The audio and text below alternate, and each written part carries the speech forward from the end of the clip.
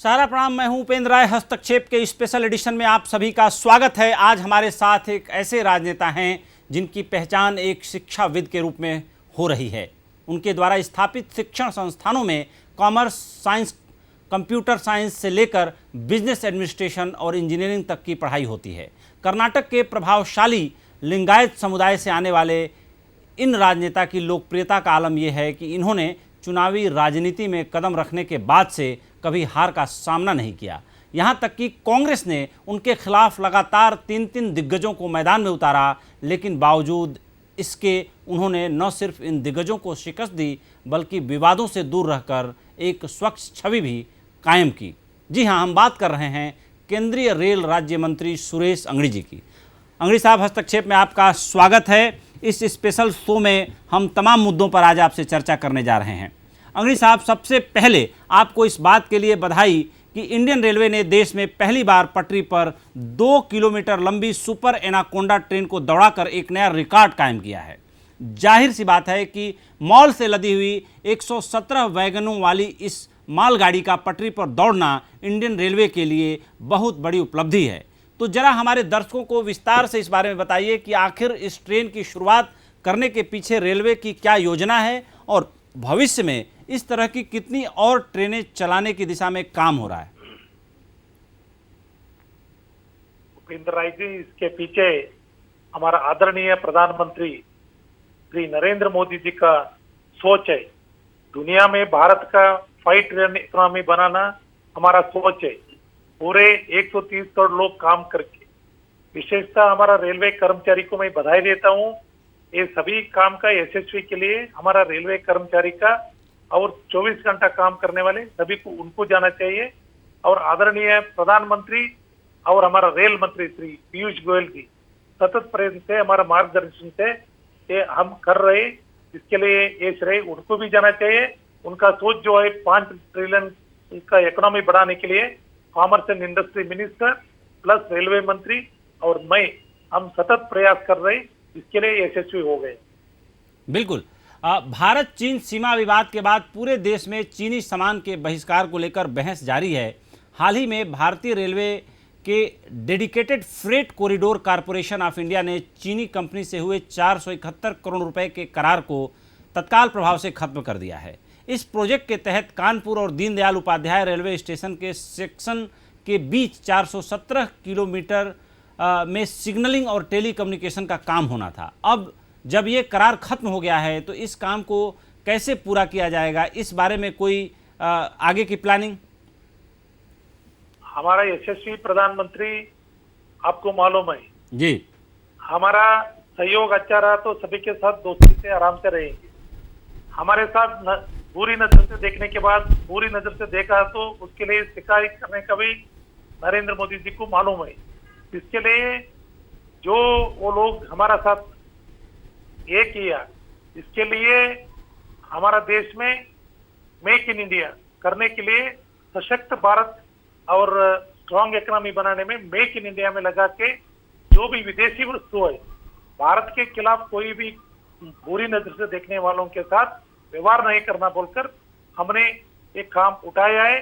वो कैंसिल किया है। अभी आने वाला दिनों में इसके लिए हम संपूर्ण मेक इन इंडिया का करके जल्दी से जल्दी डेडिकेटेड फ्रेट कॉरिडोर चालू करेंगे। लेकिन अंगड़ी साहब, ये तो बातचीत जाहिर सी बात है कि पीयूष गोयल जी से या प्रधानमंत्री जी से ये वार्ता होती होगी कि जो काम तत्काल प्रभाव से रेलवे के लिए चीन की कंपनियां कर रही थी, अगर वो कॉन्ट्रैक्ट तत्काल प्रभाव से कैंसिल कर दिया गया तो उस काम को जाहिर सी बात है कि देश हित में कराना भी जरूरी है। तो रातों रात हम मेक इन इंडिया से तो काम करा नहीं सकते। तो क्या उन कॉन्ट्रैक्ट्स को, उन ठेकों को दूसरे देशों को देने की योजना बन रही है या उस काम को फिलहाल कुछ समय के लिए होल्ड रखा जाएगा? देखो, आपको मालूम रहना चाहिए, जब कोरोना चालू देश में हो गया जी, एक भी पीपीए किट हमारा देश में नहीं था जी, हम निर्भर था विदेशों के ऊपर जी। जब हमारा आदरणीय प्रधानमंत्री बोलने के बाद ये जो कोरोना का महामारी है, ये एक अच्छा अवसर हम लेकर आत्मनिर्भर करके देश में, मैं गांव का ये मास्क यूज करता हूँ मैं खुद, ऐसा नरेंद्र मोदी जी बोलने के बाद पूरा हर गांव में, हर प्रदेश में लोग मास्क तैयार करके, सैनिटाइजर यूज करके, और आज हम एक्सपोर्ट करने के लिए रेडी हो गए हैं पीपीए किट्स देश में। जब हमारा इंजीनियर, हमारा 130 करोड़ लोग काम करने के लिए लग गया, तो ये काम 470 करोड़ का बहुत बड़ा नहीं है। हमारा इंजीनियर सभी लगे हैं। हम और मैं और आदरणीय पीयूष गोयल जी, आदरणीय प्रधानमंत्री श्री नरेंद्र मोदी जी के मार्गदर्शन के अंदर आने वाला दिनों में ये काम तेजी से करके डेडिकेटेड फ्रेट कॉरिडोर करके हमारा देश के सभी उद्योगों को ये सुविधा देके एक्सपोर्ट के बारे में हम ज्यादा का ज्यादा प्रयास करके भारत आने वाला दिनों में एक दुनिया के सशक्त एक्सपोर्ट के लीडर हम ले लेंगे के बारे में चिंता करने का आवश्यकता नहीं है। हमारा लोग ये है, उसके लिए हमारा लोग अभी उसके अंदर काम कर रहे हैं, इनमें ये पूरा यशस्वी हो जाए। अंगड़ी साहब, कोरोना वायरस के चलते रेल यातायात बुरी तरह प्रभावित हुआ है। रेलवे के इतिहास में शायद ये पहला मौका रहा जब रेलवे का परिचालन पूरी तरह से ठप रहा। हालांकि बाद में कुछ ट्रेनें चलाई गईं, लेकिन अभी भी ट्रेनें पूरी तरह से पटरी पर नहीं दौड़ रही हैं। ऐसे में हम जानना चाहेंगे कि आखिर रेल यातायात कब तक बहाल होगा, इस बारे में कोई योजना या कोई आगे की प्लानिंग? आपको मालूम रहना चाहिए, हमारा आदरणीय प्रधानमंत्री नरेंद्र मोदी के मार्गदर्शन के ऊपर में एक श्रमिक भाइयों को उनका गांव पहुंचाने के लिए 67 लाख लोगों को ट्रेन में फ्री भेज के, उनको खाना देके, उनको पानी देके, उनका गांव तक भेजकर उधर उनका काम करने के लिए अवसर देके, उनको महात्मा गांधी नरेगा योजना में, नेशनल महात्मा गांधी योजना में काम देके, वो काम करने के लिए अवसर देके 285 रुपीज हर दिन उनको दे के काम करने के लिए अवसर दिया आदरणीय प्रधानमंत्री। इसके अलावा अभी ट्रेन में जाने के लिए होम मिनिस्ट्री, हेल्थ मिनिस्ट्री, ये सभी सोच के जब तक निर्देशन हमको नहीं मिलेंगे केंद्र सरकार से और अलग अलग राज्यों से, वो निर्देशन मिलने के बाद जो प्रधानमंत्री का सोच है 2 गज दूर और सैनिटाइजर स्वच्छ रख के, लोगों का हेल्थ के कंडीशन के बारे में सोच के, उनका आरोग्य बहुत बड़ा चीज है। कोई भी ट्रेन में पहले जैसा नहीं जा सकते, अभी आज पहले बुकिंग करके जैसे एयरक्राफ्ट में हम जाते हैं वैसा वो सिस्टम में रेलवे में भी उनका सीट कंफर्म होने के बाद ही वो प्रयाण कर सकते। इसके लिए जब जब जो राज्य हमको विनंती करेगा, बाद में भारत सरकार का होम मिनिस्टर और हेल्थ मिनिस्टर के गाइडलाइंस आएगा, तब हम वो अंगड़ी साहब आप जो ये बात बता रहे हैं, ये तो अंगड़ी साहब आप जो ये बात बता रहे हैं, ये तो स्पेशल ट्रेनें जो डिमांड राज्य सरकारें कर रही हैं उसके हिसाब से केंद्र सरकार उनको मदद दे रही है। मेरा ये मानना है कि रेलवे अपना एक टाइम टेबल छापता है जो इतना मोटा होता है, इतनी मोटी किताब होती है, करीब 19,000 से ज़्यादा ट्रेनें हैं जो परिचालन में इस्तेमाल होती हैं। इस समय रेगुलर परिचालन जो टाइम टेबल के हिसाब से होता है वो बंद है, उसको चालू करने के बारे में मैं जानना चाहता हूं कि कोई योजना है क्या जल्दी? आदरणीय प्रधानमंत्री कल ही 4 बजे देश को संबोधित करते हुए टाइम में बोल दिए, ये महामारी नवंबर तक रहेंगे, अभी अगस्त सितंबर तक हमारा और थोड़ा ज्यादा प्रयास रहेगा। इस अवसर पर हमारा आरोग्य ठीक से रख के, जो राज्य में कंट्रोल में, जो राज्य में कोरोना के इसमें बहुत अच्छा काम कर रहे हैं, आज कर्नाटका मेरे ख्याल से बहुत अच्छा काम कर रही है, ये सभी देखने के बाद जो जो राज्य विनती करेगा, अभी मुंबई है, तमिलनाडु है, केरला बहुत अच्छा काम किया है, ऐसा राजस्थान है और गुजरात है, इधर थोड़ा महामारी का समस्या है, ये सभी राज्यों में हम वो पूछा तो भी चला नहीं सकते। इसके लिए होम मिनिस्ट्री और health ministry government of India का उनका गाइडलाइन और राज्य सरकारों का सम्मति, ये तीनों मिलने के बाद हम रेलवे, हमारा रेलवे बोर्ड और रेलवे चेयरमैन उसके बारे में स्टडी करके बाद में हम ट्रेन चालू करेंगे। लोगों का सुरक्षिता, सेफ्टी ये मोर इम्पोर्टेंट है, वो सोच के हम ट्रेन चालू करेंगे। बिल्कुल। कोरोना संकट की वजह से रेलवे को भारी नुकसान हुआ है, वैसे भी रेलवे पहले से ही घाटे में चल रही है। हालांकि सरकार रेलवे घाटे को पाटने के लिए तमाम उपाय करने में जुटी हुई है। ऐसे में हम ये जानना चाहेंगे कि इस कोरोना संकट के चलते रेलवे को लगभग कितना नुकसान हुआ है, साथ ही इस नुकसान की भरपाई करने के बारे में क्या योजना है? आदरणीय प्रधानमंत्री का सोच है, 20 लाख करोड़ रुपए का योजना दिया है। इसके अलावा भारत में जो भी सामान तैयार होगा, आप इमेजिन कर सकते हैं, हमारा सिविल एविएशन है, हमारा डिफेंस है, हमारा रेलवेज है, ये सभी लोगों के लिए जो हम उत्पादन करके इन लोगों के लिए सामान तैयार करके दिया तो भी कितना इनकम हम जमा सकते हैं। आप सोच लो, भारत का 130 करोड़ लोग ठीक से काम किया तो भी 12 घंटा काम किया तो हमारा इंडस्ट्री हमारा ये बढ़ जाएगा, इकोनॉमी इंक्रीज हो जाएगा। जो नुकसान है, हम 130 करोड़ लोग ठीक से काम करके इस देश का नुकसान इतना दिन हो गया है वो पूरा करने के लिए सक्षम है। आदरणीय प्रधानमंत्री का सोच बहुत बड़ा है। इसके लिए हमारे किसान काम कर रहे हैं, हमारे श्रमिक भाई काम कर रहे हैं, हमारे उद्योजक काम कर रहे, आप जैसे मीडिया वाले बहुत काम कर रहे और लोगों को समझा रहे। तो इसमें आपका भी योगदान बहुत बड़ा है, लोगों को इतना दिन तक समझाया है। अभी आने वाला दिनों में हमारा श्रमिक भाइयों को, हमारे उद्योगों को हिम्मत देके अच्छा देश के बारे में मेक इन इंडिया करने में सफल होने के लिए आप समझाकर लोगों को बोल दिया तो हमारे लोग जो आदरणीय प्रधानमंत्री का सोच है वो पूरा इम्प्लीमेंट करने में लगेंगे और देश का आर्थिक उन्नति हम बढ़ाएं। बहुत बेहतर अंगड़ी साहब। कोरोना वायरस के चलते एक ओर जहां तमाम निजी और सरकारी सेक्टर बेहाल हैं, वहीं रेलवे एकमात्र ऐसा विभाग है जो अलग अलग जोन के लिए नौकरी की भर्तियां निकाल रहा है। खास बात यह है कि विभिन्न पदों के लिए निकली इन वैकेंसियों के लिए 10वीं पास अभ्यर्थी भी नौकरी के लिए आवेदन कर सकते हैं। जाहिर सी बात है कि संकट के वक्त में रेलवे की ये पहल काबिले तारीफ है। ऐसे में हम ये जानना चाहेंगे कि रेलवे में इस वक्त कितनी वैकेंसीज हैं और उन्हें कब तक भरने का लक्ष्य रेलवे ने रखा है। देखो, अलग अलग जोन में अलग अलग हिसाब रहता है। पूरा देश में एक ही बार हम खोल देते हैं। रेलवे पूरा देश का है, अलग अलग जोन में काम करने के लिए डिसीजन किया तो वो पटरी तो है पूरा कन्याकुमारी टू कश्मीर तक है। ये जो नौकरी निकालते हैं अभी स्किल डेवलपमेंट होना चाहिए। हर प्रदेश में स्किल करके रेलवे का काम अलग रहता है। उसके लिए वो काम करने वाले बच्चे वो रेडी होना चाहिए और उसके लिए परीक्षा रहता है, आरआरबी और आरआरसी बोलकर। वो परीक्षा में बैठ के उसमें उत्तीर्ण हो गया तो वही प्रदेश का बच्चों को नौकरी मिलेगा और अच्छा काम करने का। और आने वाला दिनों में रेलवे और अन्य सरकारी का इसमें भी काम बहुत आएगा। इसके अलावा मैं विनती करता हूं देश का सभी विद्वान लोगों को और विद्यार्थियों को, आप लोग सभी लोग खाली सरकारी नौकरी ढूंढने से you should become job creator, वो जॉब सीकर्स नहीं होना चाहिए। हमारा देश में मुझे नौकरी स्कूल पढ़ने के बाद जाकर नौकरी दो बोलकर बोलने का जरूर नहीं है, जाकर काम करने का सीखने का चाहिए। जो विदेश में लोग जाकर कोई भी काम रहने दो, हर काम श्रेष्ठ है। उसमें खाली बैठ के ऑफिस में काम करने का ही काम श्रेष्ठ नहीं। अभी आप लोग टीवी चलाते हैं, टीवी चलाने में वो पकड़ने वाला अलग रहता है, वो शूटिंग करने वाला अलग रहता है, झाड़ू मारने वाला अलग रहता है।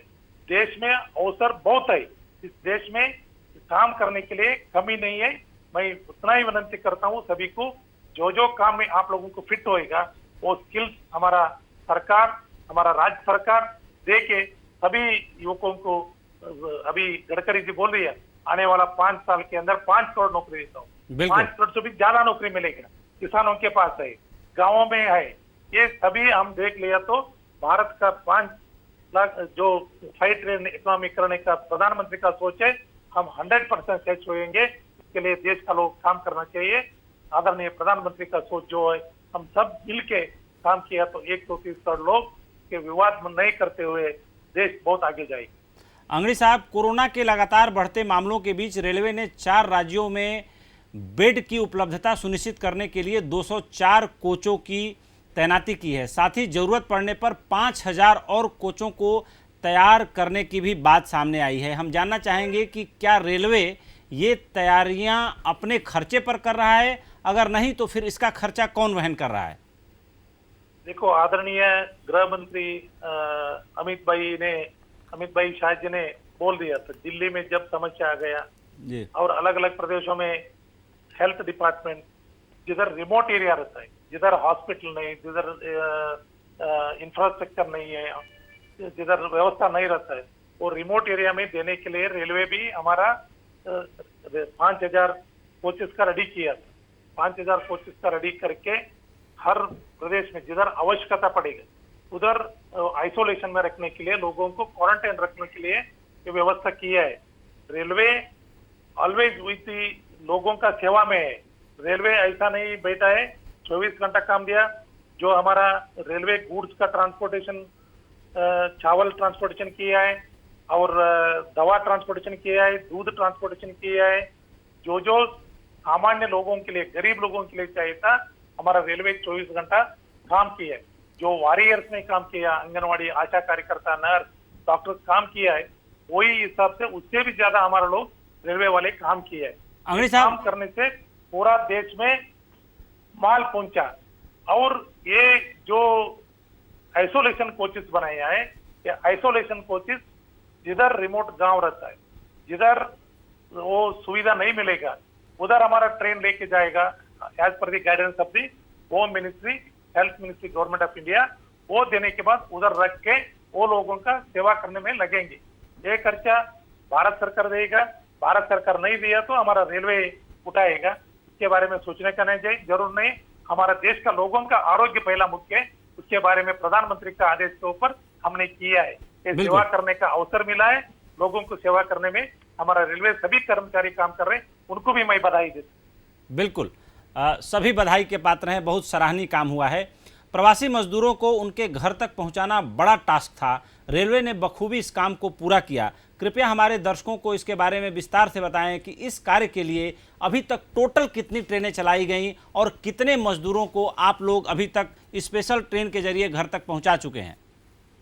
67 लाख लोगों को हमने घर तक पहुंचाया है और 44,000 ट्रेन, 4,000 के ऊपर ट्रेन हमने चलाया है। वो लोगों को ठीक से जाने के लिए वो रेलवे स्टेशन के ऊपर उनका चेकिंग करके, उनको सैनिटाइजर देके, उनका डिस्टेंस मेंटेन करके, उनको खाना पानी देके सुरक्षित उनका घर पे पहुंचाए। हाँ भी एक दो जगह में कुछ भी प्रॉब्लम आया तो भी आया रहेगा, मगर उधर जो राज्य में वो राज्य ठीक से काम करके इन लोगों को रेलवे स्टेशन तक लेकर आने के बाद रेलवे बहुत बड़ा जिम्मेदारी से उन लोगों को हर उनका गांव तक पहुंचाने का, उनका राज्य में पहुंचकर उधर से वो राज्य का मुख्यमंत्री और अलग अलग मंत्रालय और उधर का जिला आडಳಿತ उनको लेके उनका घर तक पहुंचाए। ये बहुत बड़ा काम हो गया है। ये 67 लाख लोगों को उनका घर तक पहुंचाने का काम कोई भी इस देश में किया है तो ये श्रेय हमारा आदरणीय प्रधानमंत्री को जाना चाहिए। वो गांव का गरीबों के बारे में सोचता है। वो गांव का गरीबों के लिए कितना भी तकलीफ आने दो, मगर आप लोग काम करो बोलकर हमारा रेलवे को निर्देशन दिया था। मैं इसमें बहुत प्रशंसा करते हैं हमारा आदरणीय पीयूष गोयल जी की। एक दिन उनका आंखों में आंसू आ गया, वो भी बोल दिया इतना गरीब लोगों के लिए हम सेवा करने का अवसर मिला है, हम ये काम करेंगे बोलकर हम दोनों मिलके, हमारा रेलवे बोर्ड, हम हमारा रेलवे कर्मचारी 24 घंटा काम करके उनको 2 महीने तक उनका गांव में पहुंचने का हमको एक सौभाग्य मिला था। इसके लिए मैं प्रधानमंत्री को आभार व्यक्त करता हूँ। प्रवासी मजदूरों को लेकर महाराष्ट्र और पश्चिम बंगाल सरकार की ओर से कई आरोप रेलवे पर लगाए गए। ऐसे संवेदनशील मुद्दे पर कम्युनिकेशन गैप के लिए आप किसे जिम्मेदार मानते हैं? देखो, इसमें ये तो बहुत बड़ा संकट था कोरोना। ये कोई व्यक्ति को, कोई गरीब का, कोई श्रीमंत ऐसा नहीं आता है। बहुत लोगों के लिए दिक्कत आया था। इसमें राजनीति करने के लिए महाराष्ट्र और वेस्ट बंगाल लगा था। मैं विनती किया, महाराष्ट्र सरकार को भी विनती किया, वेस्ट बंगाल में भी किया। वो टाइम में राजनीति छोड़ के, जब हमारा लोग संकट में ये छोड़कर, और आदरणीय अमित शाह भी बहुत दफा बोल दिया ये छोड़ो छोटे छोटे बात बोलकर दिल्ली में भी वो काम पे लगाया। वैसा भी हम रेलवे वाले भी, हमारा आदरणीय पीयूष गोयल का नेतृत्व में हम वो सभी राज्यों को बोल के उनको जो जो सुविधा चाहिए था इमिडिएटली मुंबई में, महाराष्ट्र में किया है, बाद में वेस्ट बंगाल को दिया है। हम इसमें राजनीति नहीं किया है। हमारे श्रमिक भाइयों का जीवन अति महत्व था, उसके बारे में हम सब सोच के उनको घर तक पहुंचा काम किया। परंतु क्या करना, थोड़ा लोग उधर उत्तर प्रदेश में प्रियंका गांधी राजनीति किया, राहुल गांधी राजनीति किया। ये दुर्भाग्य देश का, इतना 100 साल के पुरानी पार्टी ऐसा समय में इसमें राजनीति नहीं करने से तो लोगों के सहाय के लिए आना चाहिए था। भारतीय जनता पार्टी हर कार्यकर्ता घर घर में जाके जो गरीब है उनको जो सुविधा देना था वो पूरा दे के, एक भी आदमी भूखा से नहीं मरा। ये मुझे अभिमान लगता है इस देश में 130 करोड़ लोगों का, जिसमें कोई भी भूखा नहीं मरा है ये टाइम में। नहीं तो अगर नरेंद्र मोदी, लोग क्या बोलते हैं, हर गांव में हर प्रदेश में पूछा तो अगर नरेंद्र मोदी जी इस टाइम में नहीं रहता तो देश का हालत खराब होता था। नरेंद्र मोदी था बोलकर हम सब बच गए बोलकर हर गांव में हर प्रदेश में लोग बोलता है, अंगड़ी साहब, रोज सुनता हूँ। अंगड़ी साहब, महामारी के मद्देनजर रेलवे में सफर को लेकर नियमों में कई बदलाव किए गए हैं। मसलन टिकटों की बुकिंग फॉर्म में कई नई जानकारियों को भरना, एसी कोच में बिस्तर और खानपान आदि को लेकर नई व्यवस्थाएं आ रही हैं। इस नई व्यवस्था को लेकर थोड़ा विस्तार से बताएं कि अब जो है किस तरह की एसओपी बन रही है, इसे जारी रखने का जो फैसला किया गया है, आने वाले समय में इसमें कब तक बदलाव होगा, किस किस तरीके से जो है ये सब सारी चीज़ें तैयार की गई हैं यात्रा के दौरान जो नई एसओपी है, क्या क्या ध्यान रखना पड़ेगा एक सामान्य पैसेंजर को अगर वो रेलवे में बैठ के जाना चाहता है?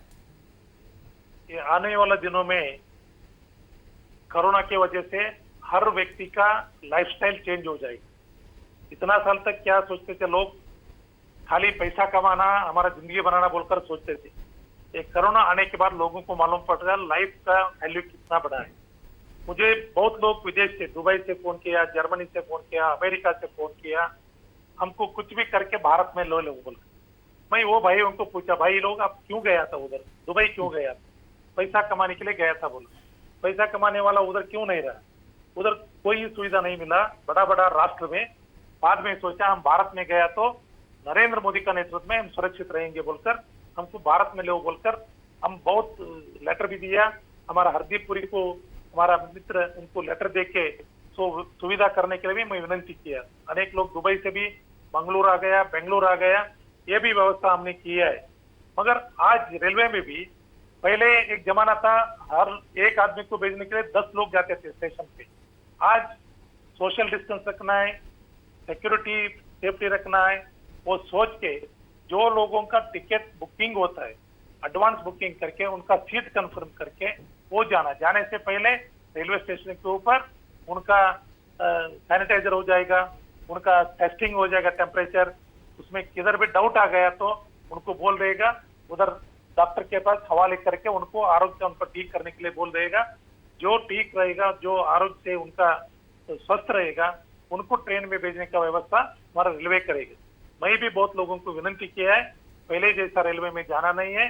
जैसा आप एयरपोर्ट में जाते हैं, एयरपोर्ट में जाने के लिए 1 घंटा 1.5 घंटा पहले जाते हैं, ऐसा इधर भी 1.5 घंटा पहले जाकर तुम्हारा टिकट चेकिंग करके ठीक से तुम्हारा सीट पे बैठ के सोशल डिस्टेंस मेंटेन करके सैनिटाइजर ये सभी लेके सुरक्षित तुम्हारा गांव को जाना बोलकर हम विनती किए है। आज आदरणीय प्रधानमंत्री और पीयूष गोयल जी का सोच है, हमारा जो भी यात्री है वो सुरक्षित उनका गांव तक पहुंचना चाहिए, सुरक्षित और आरोग्यशील और सेफ्टी के साथ वो जाना चाहिए। और हम सभी प्रवासियों को विनती करता हूँ, हमारा रेलवे स्टेशन आदरणीय प्रधानमंत्री आने के बाद स्वच्छ रहा है। अभी आने वाला दिनों में भी ये रेलवे स्टेशन से रेलवे अभी आप लोगों का है, आप नीट एंड क्लीन स्वच्छ रखने के बारे में भी सोचना चाहिए बोलकर मैं विनती करता हूँ। बिल्कुल। बड़ी संख्या में ट्रेनों के रद्द होने या कई स्टेशनों पर ट्रेनों के न रुकने की वजह से बड़ी संख्या में टिकट रिफंड हो रहे हैं। ऐसे में बल्क रिफंड को लेकर किस तरह की व्यवस्था की गई है और यात्रियों को उनका पैसा कितने दिनों में वापस मिल पा रहा है? अंगड़ी साहब, वो जल्दी से जल्दी उनका अकाउंट में टिकट रद्द हो गया समझो, ऑटोमेटिक व्यवस्था हमने किया है। वो उनका अकाउंट से उनका डिटेल्स तो दिया रहता है, ट्रांसफर उनका अकाउंट में ऑटोमेटिकली चले जाता है। इसके बारे में ज्यादा ये करने का सवाल नहीं। आज टेक्नोलॉजी बहुत अच्छा आ गया है, आने वाले दिनों में ये टेक्नोलॉजी यूज करके हमारा सभी यात्री और इसका उपयोग करके ठीक से सुरक्षित सेफ्टी से जाने के लिए उनका प्रयास व्यवस्थित करके हमारा जिम्मेदारी है सेफ्टी और सुरक्षित उनको भेजने का रेलवे का जिम्मेदारी, वो काम हम करेंगे और किसी का पैसा न रखेंगे। आदरणीय पीयूष गोयल जी बहुत दफा बोलता है जिसका भी ये हो गया तो इमीडिएटली उनका पैसा रिफंड करो बोलकर वो बहुत दफा हमारा अधिकारी को मीटिंग के टाइम में बोल दिए। भारतीय रेलवे स्टेशनों को संवारने का काम तेजी से कर रहा है। बताया जा रहा है कि इसके लिए रेलवे पीपीपी मॉडल पर काम कर रहा है। फिलहाल कितने स्टेशनों को नए लुक और फील के साथ संवारा गया है और आगे कितने स्टेशनों को और नया लुक दिया जाएगा? अभी ऑलरेडी 50 रेलवे स्टेशन हमने पीपी मॉडल में देने के लिए दिया है। वो स्टेशन और इंटरनेशनल स्टैंडर्ड जो भी दुनिया में है उससे भी बेहतर होना चाहिए। क्यों भारत का रेलवे स्टेशन कितना गद्दा और इसका ये रहना, आज का बच्चों का सोच है हमारा रेलवे स्टेशन भी विदेशों से भी अच्छा रहना बोलकर ये कर रहे हैं। हमारा रेलवे इंजीनियर्स और रेलवे कर्मचारी में लगे हुए हैं अच्छा अच्छा स्टेशन बना के आने वाला दिनों में दुनिया से कॉम्पीट करने के लिए हम प्रयास कर रहे हैं। इसके अलावा गुड्स ट्रेन भी हमारा 50 किलोमीटर मिनिमम अभी जाना चाहिए, पहले 20 किलोमीटर जाता था, अभी 50 किलोमीटर जाकर जो हमारा उद्योग है, इंडस्ट्री है, उनके लिए यूज होने के लिए ये वो भी हम बहुत प्रयास कर रहे हैं। पहले हमारा जो गुड्स ट्रेन है वो 4-4 दिन 5-5 दिन लेता था, अभी 50 किलोमीटर के अंदर जाने के लिए उनको व्यवस्था करके हमारा जो इंडस्ट्रीज है उनको कॉस्ट इफेक्टिव एक्सपोर्ट करने वालों के लिए, शिप यार्ड के लिए जाने के लिए ये सभी सुविधा कर रहे हैं। ये डेडिकेटेड फ्रेट कॉरिडोर का पूरा होने के बाद देश में बहुत बड़ा बदलाव आएगा। आदरणीय प्रधानमंत्री का सोच है हमारा शिप यार्ड को, रेलवे को और रोड को कनेक्टिविटी करके लोगों को और ज्यादा अवसर दे के काम करने के लिए एक योजना दे देगा। जब अटल बिहारी वाजपेयी था तब हम पूरा देश में रोड बनाया, जब आदरणीय नरेंद्र मोदी है अभी पूरा रेलवे का, जब अटल बिहारी वाजपेयी जोड़ दिया था ऐसा पूरा रेलवे को कनेक्टिविटी करने वाला एक आदरणीय प्रधानमंत्री नरेंद्र मोदी जी है। बिल्कुल। आम तौर पर रेलवे स्टेशनों पर गंदगी का आलम देखने को मिलता है, इस वजह से खास तौर से जो विदेशी सैलानियों के मन में अच्छा संदेश नहीं जाता। हालांकि सरकार के स्वच्छता मिशन में रेलवे भी बढ़ चढ़कर हिस्सा ले रहा है, पहले से हालात काफ़ी सुधरे भी हैं। ऐसे में हम ये जानना चाहेंगे कि वो वक्त कब आएगा आंगड़ी साहब जब हम रेलवे स्टेशनों पर जाएं तो एक चमचमाता हुआ सुंदर 5 स्टार टाइप का रेलवे स्टेशन जैसा हम विदेशों में देखने को पाते हैं वैसा रेलवे स्टेशन हमें मिले। अभी हो रहे, गुजरात में हो रहे, अलग अलग प्रदेशों में हो रहे।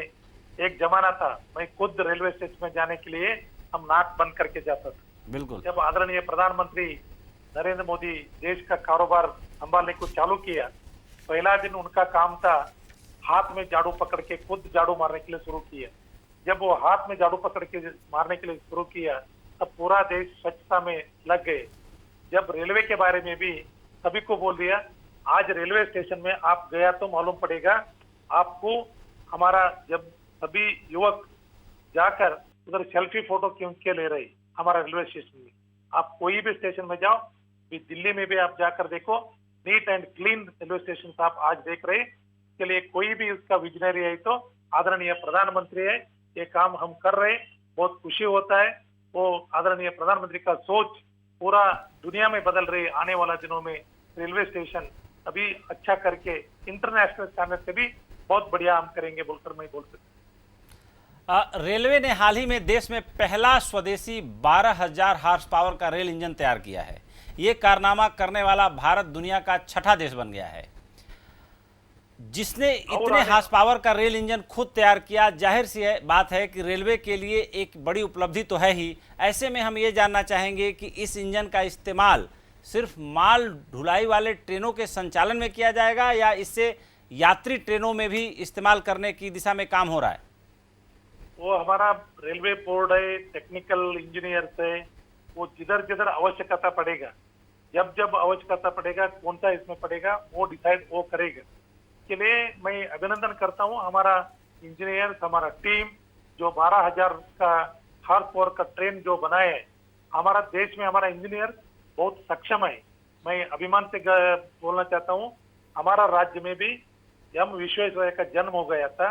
ये एक बड़ा इंजीनियर था, विद्वान था। ऐसा हमारा इंजीनियर आज भारत में है। इसके लिए दुनिया को वो टेक्नोलॉजी में देता है, कंप्यूटर साइंस में देता है, टेक्नोलॉजी तो कंप्यूटर में भी अनेक आईटी कंपनी करके बहुत अच्छा काम हमारा लोग कर रहे हैं। 2 आखिरी सवाल, अब हम इंटरव्यू के आखिरी चरण में आंगड़ी साहब।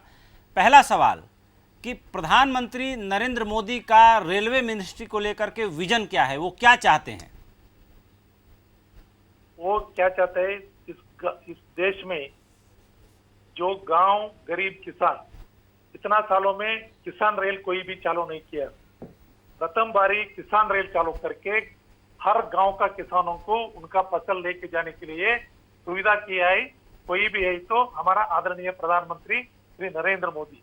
और उसके अलावा गरीबों के लिए, ये श्रमिक लोगों के लिए जाने के लिए अवसर करके दिया, अपॉर्चुनिटी वो करके उनको सुरक्षित उनका गांव तक पहुंच लिया। ये खाली रेलवे श्रीमंत लोगों का है, फर्स्ट क्लास इसमें जाना नहीं है। हमारा युवकों के लिए, हमारे गरीबों के लिए, हमारे श्रमिक भाइयों के लिए, हमारे किसानों के लिए, पूरा देश में जो जो लोग हैं उनको यूज होने के लिए और आर्थिक उन्नति करने के लिए, रेलवे खाली प्रयाण करने के लिए नहीं, लोगों के लिए हमारा गुड्स ट्रेन, हमारा जो माल लाना है, हमारा अलग अलग प्रदेशों में जो जो चीज हमको जरूरी पड़ता है वो माल लेकर जाकर पहुंच के मार्केट को स्टेबल रखने के लिए वो भी काम करना हमारा रेलवे का काम है। ये सभी योजना आदरणीय प्रधानमंत्री के सोच में है। पूरा कनेक्टिविटी करके देश का एक आर्थिक उन्नति करने के लिए रेलवे को ज्यादा काम करके एक्सपोर्ट करके देश का उन्नति बढ़ना हमारा प्रधानमंत्री का सोच है। आखिरी सवाल अंगड़ी साहब, प्रधानमंत्री जी में क्या विशेषताएं आप पाते हैं, वो इतने खास क्यों हैं? खास क्यों बोला तो रेलवे, जब वो जमाने में जब रेलवे चालू हो गया था जी, ब्रिटिशों ने किया था उनका आर्मी लेके जाने के लिए, और अलग अलग देशों में क्या किया है, गुड्स ट्रांसपोर्टेशन किया, उनका इकोनॉमी बढ़ गया। हम खाली लोगों को ट्रांसपोर्टेशन करके इंडस्ट्री को हम इतना दिन तक अच्छा नहीं लाया।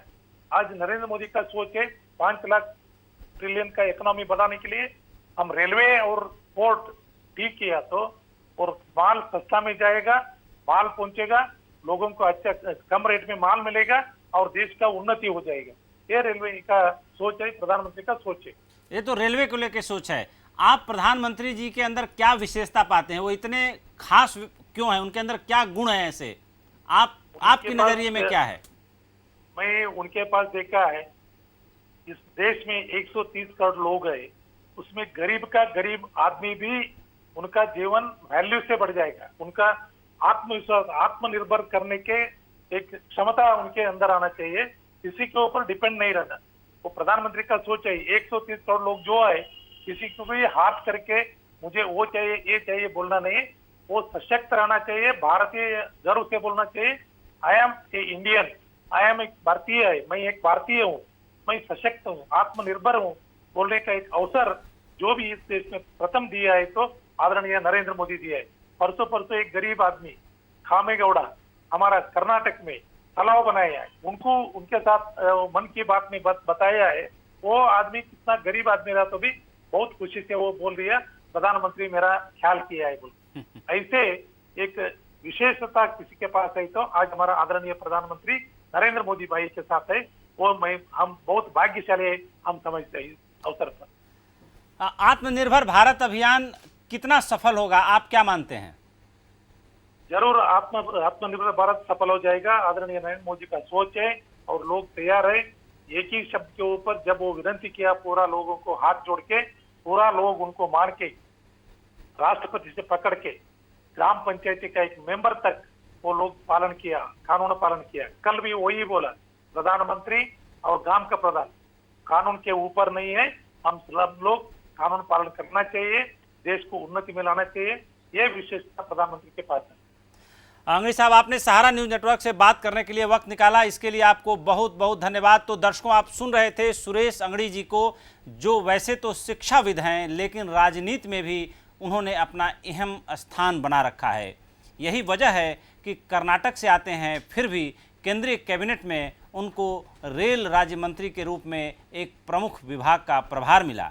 इसके साथ ही जिस तरीके से उन्होंने भारतीय जनता पार्टी को कर्नाटक में मजबूत करने की दिशा में अपना काम किया है और एक से बढ़कर एक अलग अलग पहल की है, वो उन्हें केंद्रीय नेतृत्व की नज़र में हमेशा खास बनाए रहती है। तो हस्तक्षेप के इस स्पेशल एडिशन में हमें दीजिए इजाज़त। 8 बजे हम फिर हाजिर होंगे अपने रेगुलर बुलेटिन के साथ। धन्यवाद। सहारा प्रणाम।